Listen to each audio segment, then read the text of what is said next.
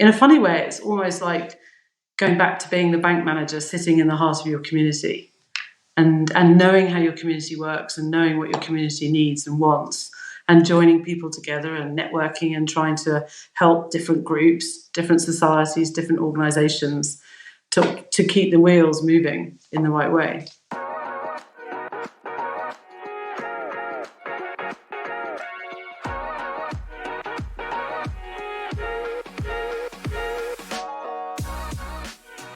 Hey, how are you?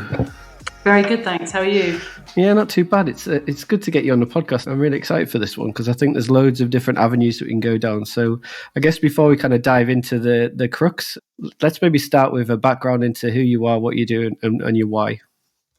Sure. So I'm Camilla and I work for the NatWest Group. I work in Coutts and I'm lucky enough to be a managing director, and I look after all of the client relationship team. So anybody that looks after, advises, serves, engages with clients end to end across the business, whether those are international or UK clients, come into my world, which is great. And I sit on the executive committee for the private bank. Nice. And I guess one of the things that drove this conversation was obviously we had an initial preliminary conversation a little while ago, and we were talking about the challenges within the economy at the moment. And let's start with maybe like the trust paradox, because when we were looking at business versus government, we both kind of talked about how some of societal issues and some of the challenges that we face are probably not going to be solved by the government. So why exactly is that? Well, I think it's. I think when we face into what we're trying to solve for. So if you think about the obvious, the climate change mandate and the crisis that we're facing into, these are big, seismic, global shifts needed in terms of behaviours, in terms of innovation, in terms of thinking about how we treat and live in the planet and treat each other, and how we consume what we do. And finance is pretty critical to that. And I think from a financial organisation perspective, nobody can do this alone. These types of big societal, environmental issues are going to need a combination of governments, business, and consumers to come together in order to be able to solve for it. Because then everybody starts to pull in the same direction. I think historically, you had the devolution, or the quest for deregulation and devolution, and neoliberalism, frankly, that was everyone free to go and do what they like, versus this very controlled, command and controlled central government models. And neither one, I think, will work going forward. And therefore, you're starting to see a lot more of the middle ground. A good example of that was COP26. I think finally, when I think the resounding feedback from most of the participants and people who've done many COPs before in the past is finally business turned up. So business turned up with governments, NGOs, other organisations who all had the same aligned interests, and things start to actually move and things start to get done. Do you think in respect to COP that they went far enough? I think it was a good start. Again, it's very complex. So you've got to go as far as you think, it's on the edge of ambition, but it's also achievable. Because if you go too far, I think you can quickly lose people, you can lose momentum, you can lose followership if it suddenly becomes an impossible task. And I know many people talk about moonshots, but I think with regards to climate change, it needs to be really carefully planned. Transition planning, it has to be well thought through. It's complex. It's a big shift in consumer behaviours. It's a big shift in terms of how the regulators think. It's a big shift in terms of being accountable and measuring what you're trying to do. So actually making sure that you everybody baselines accurately and then measures appropriately to follow through to see how much progress is being made to the outcomes. So I think everyone would love to do more, absolutely. But I think ultimately you have to do and agree to action that is achievable so that you've got milestones that can be built on. Because it's not just one COP. There are plenty of COPs after COP26 where progress gets measured. But it's about that authenticity and the ability to show demonstrable action has generated outcomes. Yeah, exactly. And you touched upon accountability, and I'm intrigued to kind of dig a little bit deeper into that, not necessarily COP, but more so in respect to the rising inequality that we're seeing throughout society at this present point in time. What's your opinions in respect to the challenges and the barriers, and I guess like the accountability piece in respect to rising inequalities? I think in terms of the rise of inequality, I think everybody has an element of responsibility and thinking about how do they best operate themselves, what are the opportunities available to them, how can they create opportunities for others. What is the balance between state support and private support? What is it that you can do collectively as communities? How do you make sure that you connect people to opportunity? Lessons learned from situations you might see playing out. So, for example, I think we all saw COVID was a pretty stark way of showing and exposing or surfacing issues that have been there but actually become more visible. For example, technology poverty, people not having devices to do things on that most of us take for granted. A lot of us have phones and laptops and iPads and all sorts of things. A lot of people in that situation we found didn't.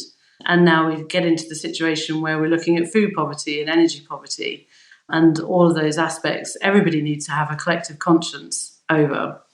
But you have to think, I think, from a business perspective, what can you do? If we're a purpose-driven organisation overall, so what is it that we can do that helps people, support people and helps people thrive and make the best of a situation or find an opportunity to improve their situation? And as a government, I think you need to think about the governments clearly need to decide how much support they can give and can they be quite disciplined but also much more targeted about how they provide support. So it's actually going to the places where it's most effective. And whether that's then triaging or coming together between business, charity, government in order to be able to do that most effectively, I think we're seeing a lot more collaboration. And I think it goes back to the point we were talking about before. I think in isolation, is it easier? Is it better? Is it a more palatable option for people to feel they can trust a combination of governments, charities, support businesses and business and commerce themselves, rather than just relying on one or the other? So public and private sector actually coming closer together to work hand in hand together with the non-for-profit sector. Yeah, exactly. And I think, you mentioned trust. I think trust has played out to be one of the key indicators in some of the challenges that we face. But I think wider, like you also touch upon the importance of partnerships. And I'm definitely behind you on that, because I believe that in the challenges that we face today, like they cannot be solved alone. It has to be done by collaborative effort. So it's interesting to see where we go, because kind of one of the things that I see at the moment is prediction of the future in respect to, everybody talks about like Ukraine and Russia, but they're not looking at the finite details about things that potentially may come from blockades that's taken place in respect to the exportation of grain. Well, I mean, that was a very pertinent point, particularly, I'm sure you would have heard on the radio this morning, clearly the conversations around G7 and that very point, what happens to the millions of tons of grain that sits in the breadbasket of Europe, and it's not accessible through Odessa. Both Ukraine and Russia have to decide that they're going to clear their mines, the mines that are floating around in the sea. And actually, how do you access it? Do you have to persuade Turkey to come in with ships? Or can we negotiate a corridor out? But then you also have reports coming through that grain is already being picked up and moved into another country. Russia's picking it up and moving it into Russia. So, I mean, the geopolitical and environment will no doubt, it is definitely having an effect already, and will have an effect on the dynamics of food provision. And I think it will hit, particularly actually outside of the Western economies and the Western world, harder than it will do across Europe and the US and the UK. And I think that will be a tipping point for many politicians trying to decide actually what is the best outcome from the Russia-Ukraine war.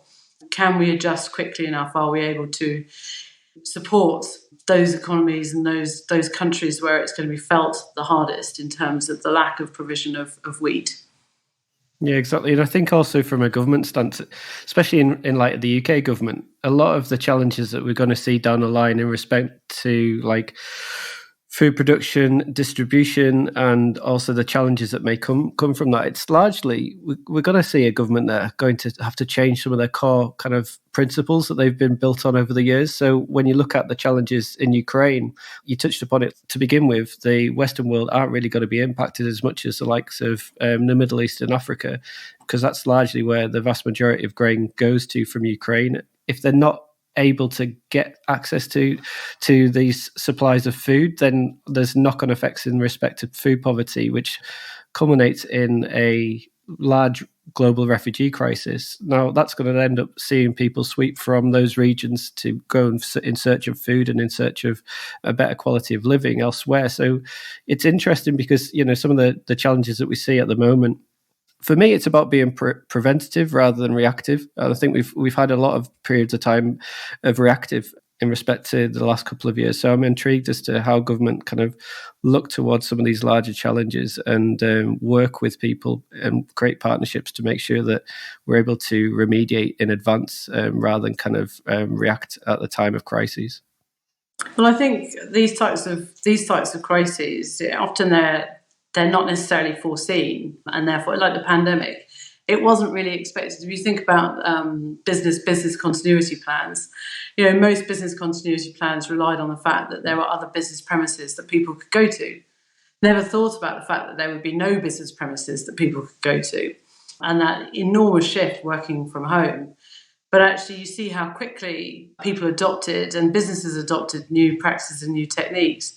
We feel the same way about climate change. Climate change is a great catalyst for innovation and to find alternative solutions. And that almost intertwines with countries' ability to make sure that they have food security, for example. Can they actually be more self-sufficient, or can you actually loosen up supply chains or free up supply chains or make them more efficient, as well as being able to grow your own more effectively?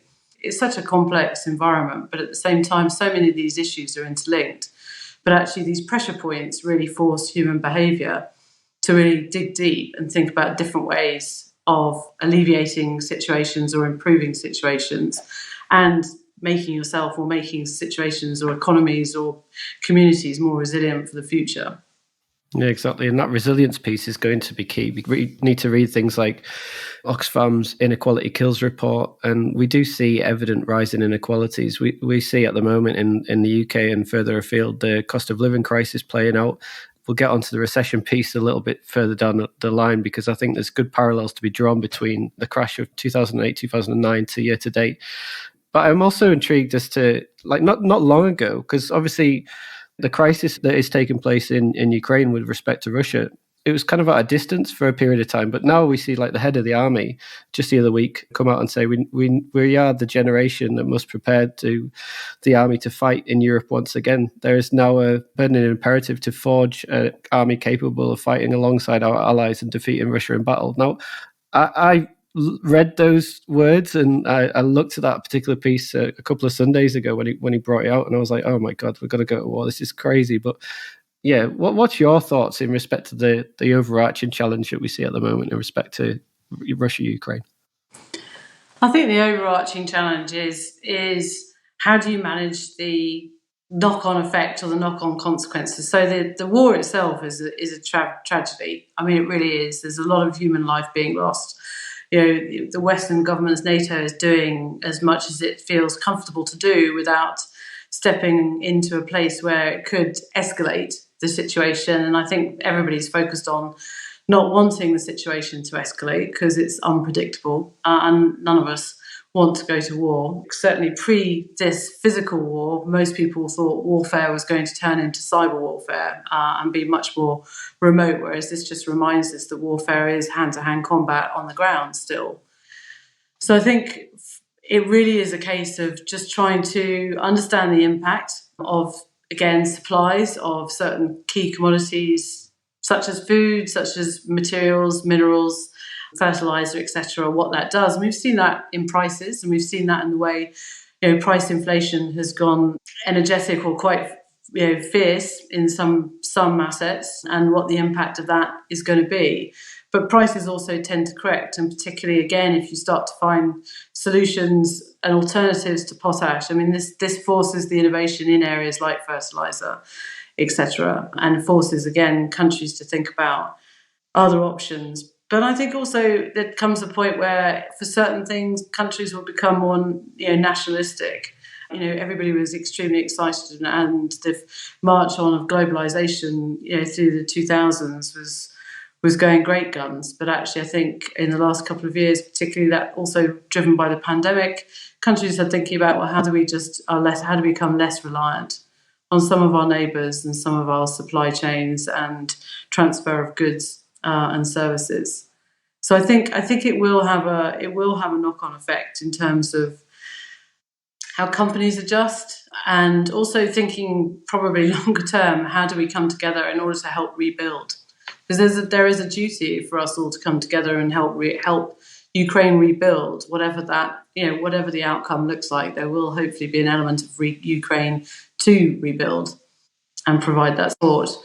I mean, I think the thing that always gives me lots of hope is that when you look at the charitable funds that get directed in response to issues or crises that are unexpected, it is incredible the global flow of money, and how deep individuals dig into their pockets in order to be able to fund and send money towards charitable causes or needs in order to help alleviate the situation, or at least try and stabilise the situation in the short term, and then support rebuild programs for the longer term. Yeah, exactly. It's interesting as well when we kind of looked at, remember during the pandemic where we were all kind of out on our doorsteps clapping for the carers, and we kind of see on the back end of the initial waves of the pandemic, very much an economy built of care, of empathy, people looking to kind of help one another. There's been a evident shift towards a desire for more community, more kind of support for people, which is really interesting. I'm just intrigued as to where we go from here, because obviously my viewpoints in respect to a purpose-driven society is where I'm hoping we go towards, but I do see the challenges that we have ahead of us in order to get there. Talking about the element of challenge, this gives me the perfect opportunity to dive into the financial crash of 2008-9 and kind of draw on some of the parallels that we see today, because to me, looking on, I do see a lot of the same indicators that we saw back then in respect to the expectation towards a recession. I'd be shocked if we don't have a recession, but I don't think likewise it'll be something along the lines of like a light bulb moment. I think it's going to be a slow and steady issue that's going to kind of hurt people in their pockets and in their lives for a longer period of time. But I'm interested, speaking to you on the basis of your experience, what are your views? What are you seeing at the moment, and what are your initial thoughts? It's an interesting question around, are there parallels between the markets crisis in 2008 and 2009 and today? And the one word that links them both is probably credit, but in different ways. So the crisis in 2008 and 2009 was a credit crisis, and it was a credit crisis really driven by greed.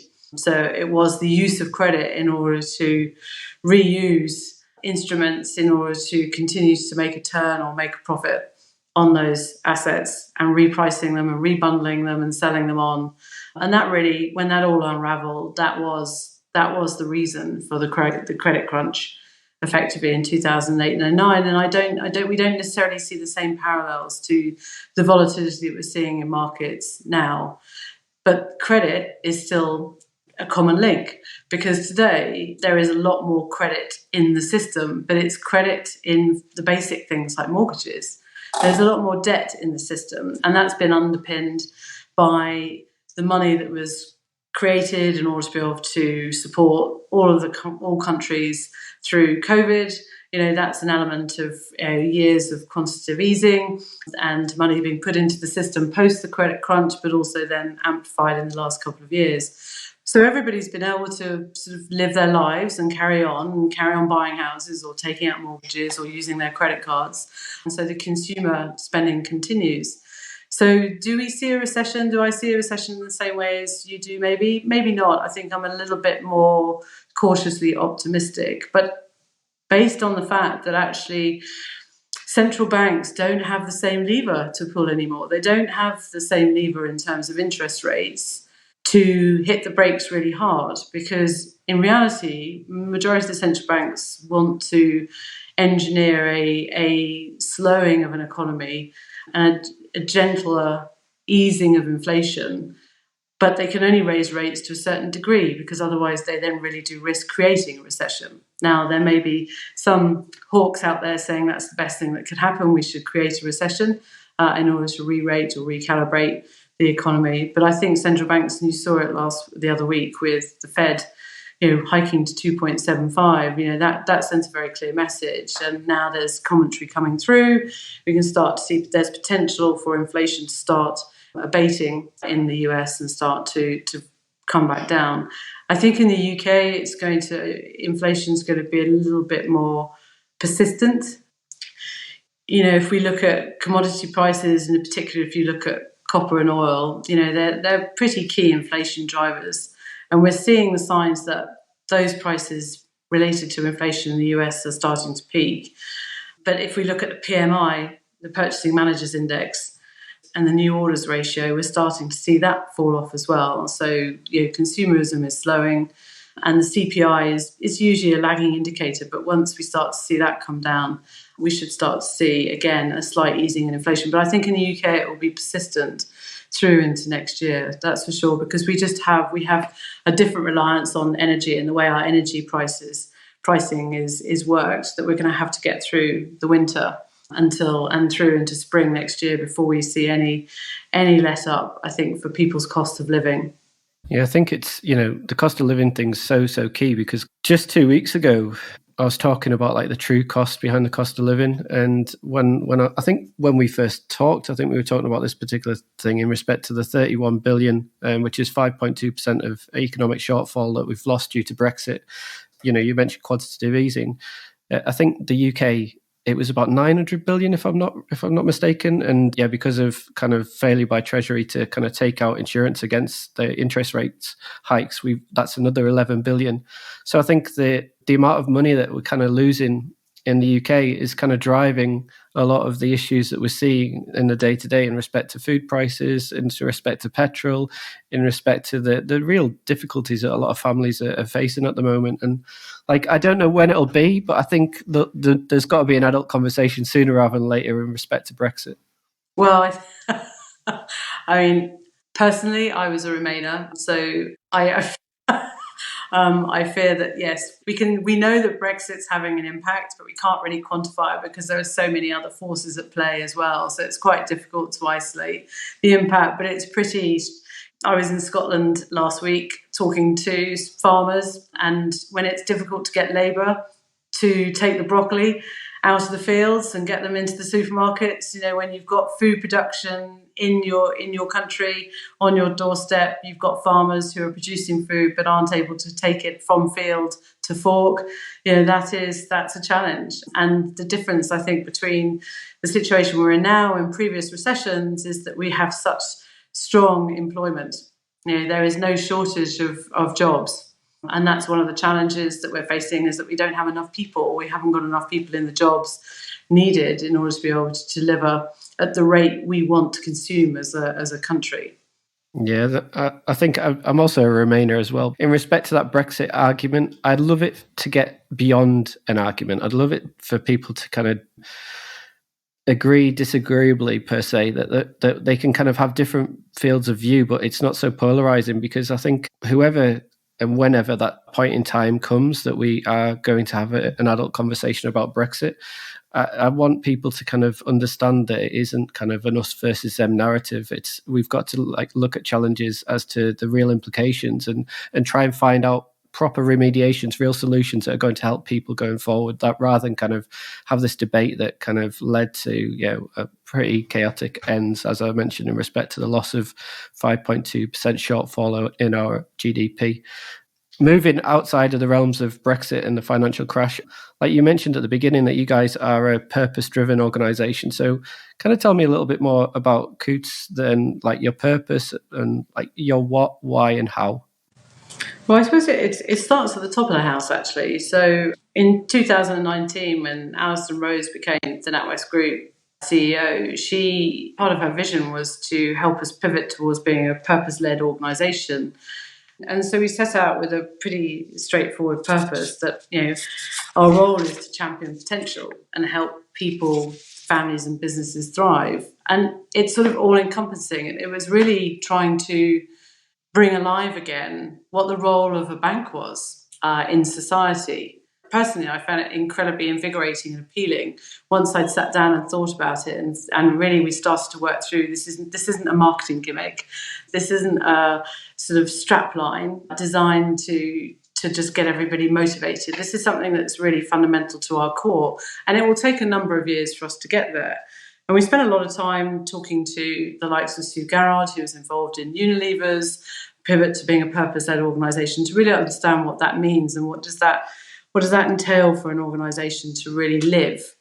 So we're 3 years in, but actually we're pretty clear in the areas that we're focused on. We're focused on climate, we're focused on enterprise, and we're focused on learning. And it's under those three areas of focus that those areas drive now our decision making, thinking about, well, how do we design solutions? How do we design solutions across our loan book and help apply capital in more productive ways? How do we design solutions through our investment philosophy and approach and help customers invest their capital in impactful ways? How do we think about our people? How do we think about our role in communities? How do we support the enterprise agenda? And everything we do links back to that purpose. And it's refreshing because we also have metrics. So, what gets measured gets done. Let's be straightforward. And it's good to have those metrics in place where we can hold ourselves to account, and we can start to see progress towards the multiplier effect that money has. And I think personally for me, it came just at a great time. I've been in this industry, longer than I care to admit, probably about 28 years. And having gone through sort of never really actually wanting to be a banker, or never sort of imagining as a child or as a teenager or as a student that I'd be a banker, but actually, coming to love it and loving it's fundamentally a people business. It's about solving problems and the role finance has to play in solving those problems. Having had the sort of exuberance of the 80s and the Big Bang and deregulation through to the hangover in the early 90s, but then picking up again where everything was about maximizing shareholder value and it was all about making money. Once you got through the credit crunch of 2008-09, it was quite fatiguing. And I did have to start to scratch my head as I got into the 2012, 13, 14, 15, thinking, well, what am I doing? what am I doing this for?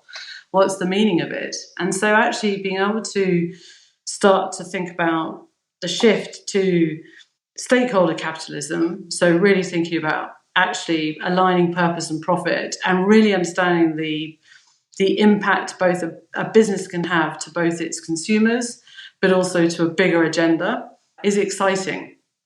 And it's exciting to show that you can do it and make a profit and you can do it authentically, and it's quite satisfying actually from my perspective. That's one of the reasons why, again, I think it's reinvigorated just at the right time, particularly in the world of business, where business interests and the way of doing business is aligning with the societal needs and the environmental needs, together with governments, under longer term agendas.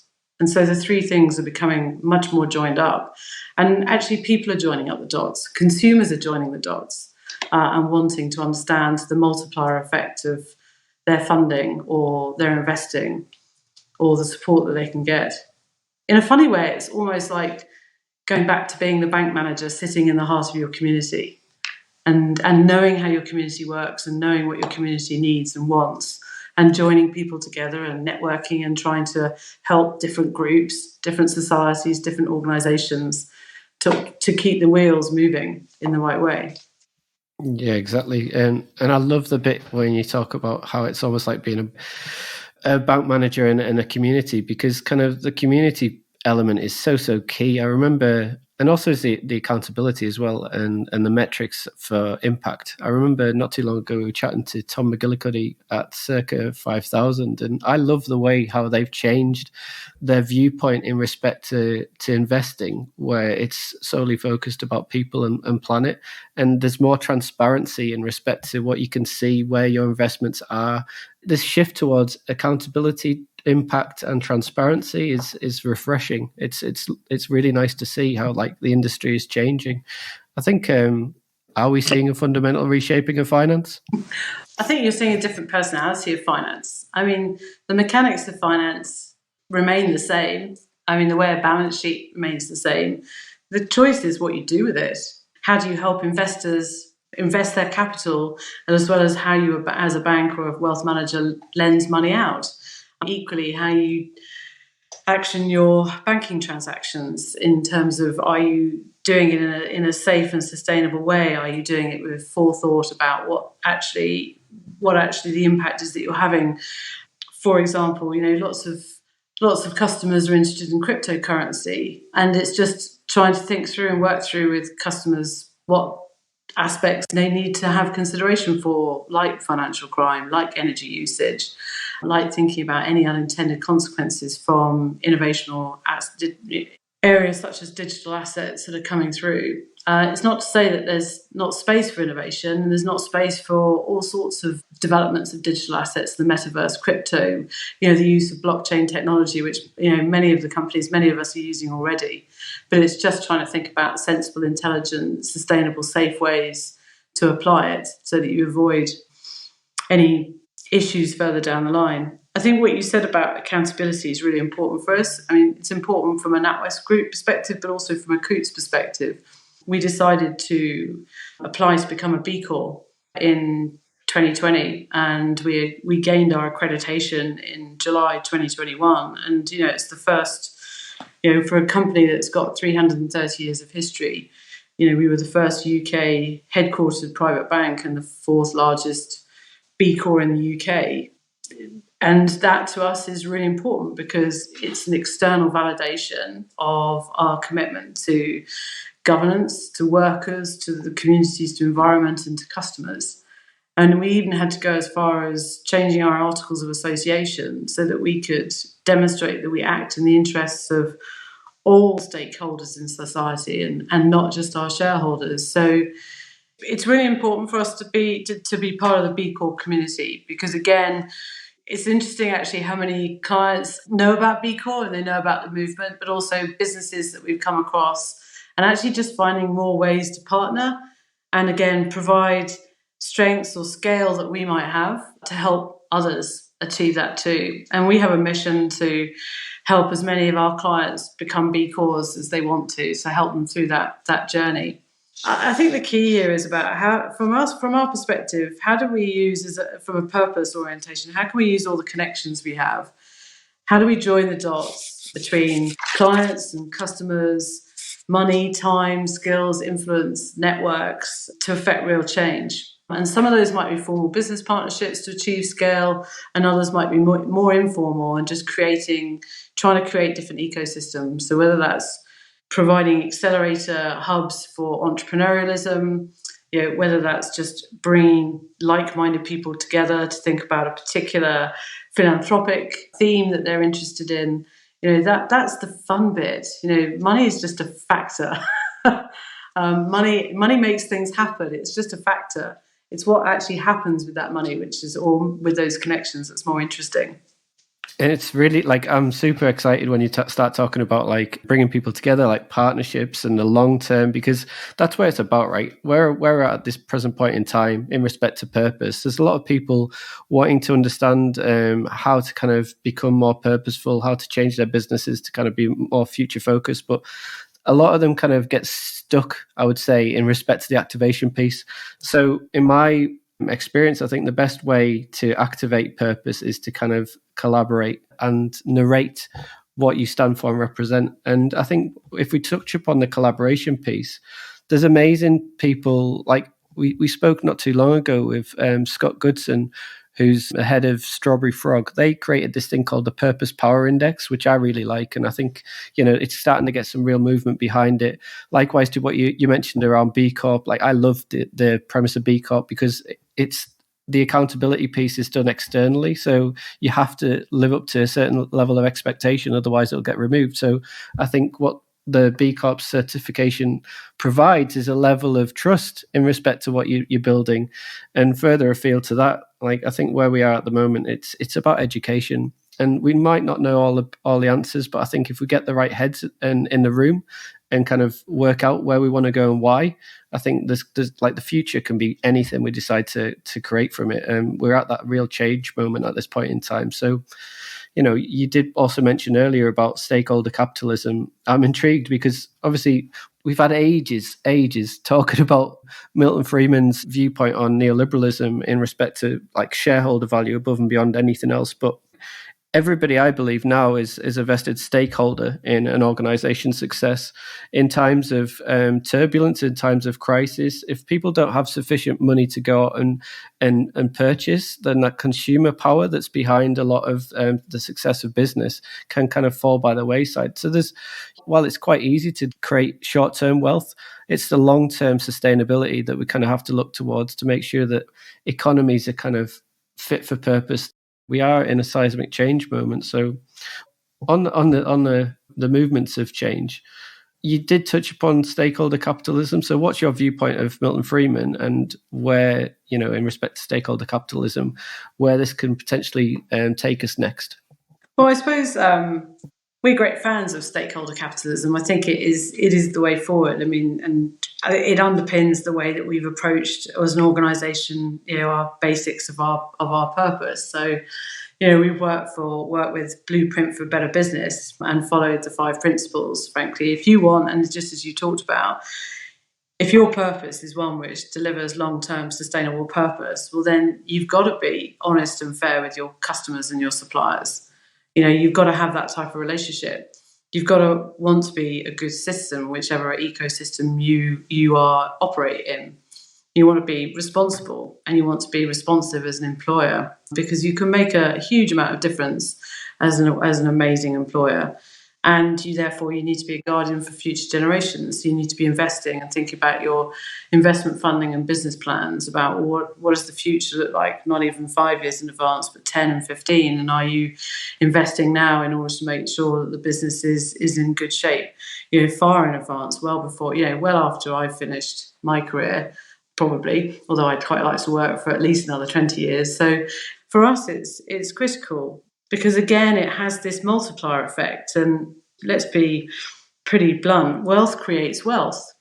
So if you can redirect that wealth to create opportunities to help others create wealth across every strata of society, then that's got to be a good thing. I suppose I'll speak from a little bit of personal experience in that my wife's family come from a very proud working class background and, from a family of miners. And she was the first one to go to university. And by virtue of that, her niece has gone to university. And, the family dynamic and the opportunities start to increase and broaden out. It's simple things about making sure that you achieve that circularity of wealth. And banks, financial businesses, wealth managers are best placed to help with that direction of wealth or that the purpose that people can have, institutions can have, what they can achieve with their allocation of capital or how we allocate our funding. Yeah, and I think you hit it so perfectly there with respect to your viewpoints on wealth, because traditionally we've always had that view that wealth is to be retained, where I don't think that's the case anymore. Wealth is about opportunities, and wealth is about giving people opportunities to enrich themselves as well as their own lives. And I think by that, having a more balanced view in respect to how wealth creation is done and obviously the longer term effects. I remember when I was chatting to Tom, he said something about you want to build a future that you want to retire into, and obviously build a future that you are allowing for opportunities for future generations to thrive. And I really like that kind of viewpoint, because if you start thinking about others rather than ourselves in respect to growth, development, and wealth in respect to the larger piece, I think more can be achieved. Definitely, I think more can be achieved, and I think we've got the mindset and we've got the will to want to do it. I think if you look at, I was reading a survey from the Beacon Collaborative the other day, and just looking at what the current level of giving is. Now, philanthropy is not the only answer, and philanthropy's been, an answer for hundreds of years. I happen to work for a bank where, we had one of the greatest philanthropists in the time of Dickens. Angela Burdett Coutts gave away effectively 300 million of today's money of her fortune. But still, there is that is an increasing trend. 2.5 billion was given away annually from the top 1% of the wealth holders in the UK. And, people with more than 10 million of assets tend to give away between 1 to 2% of their wealth every year.